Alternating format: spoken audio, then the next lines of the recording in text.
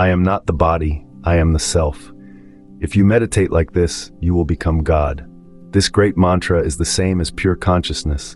Do not worship it by giving it a form. The idea that you are the body must go.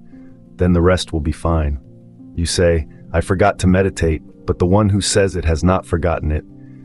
Just as gold is the source of ornaments, similarly, the sense I am is the source of all words.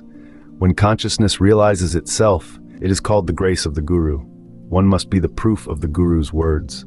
The initiation with mantra establishes a special relationship with the Guru. Hence, you must have faith in the Guru. One could die anytime. Then how can he neglect the Guru's words? Real devotees are illumined by self-knowledge. Their existence is like that of space. When the stage of the seeker evolves, his behavior also changes. Some behave in a peculiar fashion. Some go about naked, some keep silent, and some become very abusive. As they are self-realized, they do not behave consciously. A self-realized person has no concern with how the body behaves. His conduct is not governed by any rule of law. The flavor of your beingness is the holy presence of God. The concern about the individual self can be compared to a snake bite. Sages do not consider themselves as the body, so they are not bitten. The self is beyond light and darkness. Only the body or the mind gets stained. Bhagavan means light. The light of Bhagavan is a big void of light. Is there a difference between that light and your own light? When you know your consciousness and become a witness, you will understand that the sky is your light. There is nothing beyond the light of God. The natural quality of God is your own consciousness. As soon as consciousness arises, the 5 elements are created along with the world. Your sight has the same color as that of space.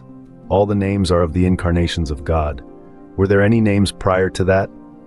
Bhagavan means the manifested consciousness.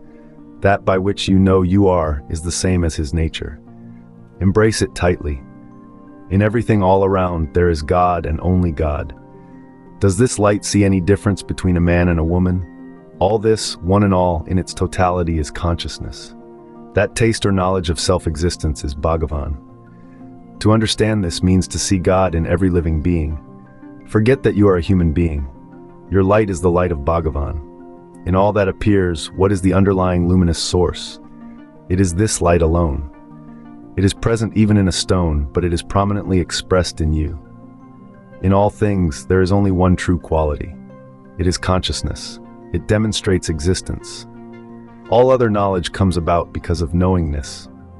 Paramatman means I myself am Atman. He is not a deity. Deities worship him. It is my own self. It is the direct, correct knowledge. It is there before a single word is uttered. The one that rises and the one that sets finds his rest in Paramatman. People are awed by the knowledge of Paramatman. How can it even be felt when one has no body? The enlightened devotee says, I am not the body. Then who is it that became enlightened? When a person becomes realized, he no longer considers himself a body. Then who says I have become realized? In other words, there is no one who has become enlightened. There is neither knower nor known. No one is born, no one dies, nothing has happened. The experience can be described in many ways, but the experiencer cannot be described. When words are silent, there is no sense in enumerating the divine names. If you like this content, please hit like, share, and subscribe. Thank you.